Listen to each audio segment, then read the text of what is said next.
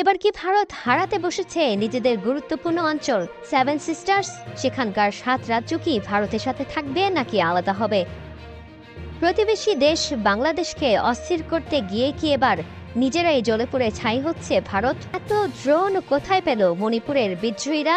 গেল শুক্রবার থেকে নতুন করে আবারও দেশটি মণিপুর রাজ্যে সহিংসতা, হত্যার হামলা শুরুর পর থেকে উঠেছে এমন প্রশ্ন।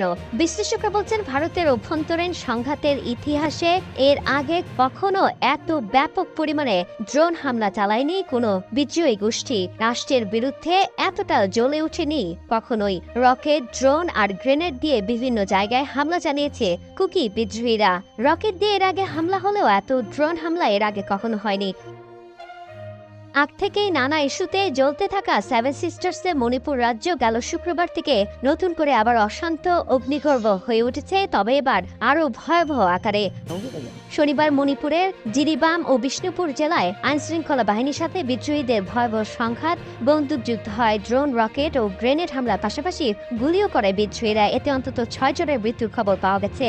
মণিপুরে ১.৫ বছরেরও বেশি সময় ধরে জাতিগত সংঘাত চলছে। এতে এখন পর্যন্ত ২৫০রও বেশি মানুষের মৃত্যু হয়েছে। সংঘাত ও সংঘর্ষ মাঝে কিছুটা কমলেও হঠাৎ করেই বেড়ে গেছে। মণিপুর পুলিশ জানিয়েছে, শুক্রবার স্থানীয়ভাবে তৈরি একটি রকেট লঞ্চের ব্যবহার করে ময়রাং শহরে সাবেক মুখ্যমন্ত্রীর বাড়িতে হামলা চালানো হয়। এতে ১ জন নিহত ও ৫ জন আহত হয়েছে। নিরাপত্তা বিশ্লেষকরা বলছেন, মণিপুরের পরিস্থিতি বেশ উদ্বেগজনক। কোনোভাবেই রাজ্য বা কেন্দ্রীয় সরকার আর পরিস্থিতির পুরোপুরি নিয়ন্ত্রণ নিতে পারছে না। আর তাই মণিপুরের এই অস্থিরতা ভারতকে সত্যিকারের চরম বিপদের মুখে ফেলে দিয়েছে, ঘুম হারাম করে দিচ্ছে মোদী সরকারের।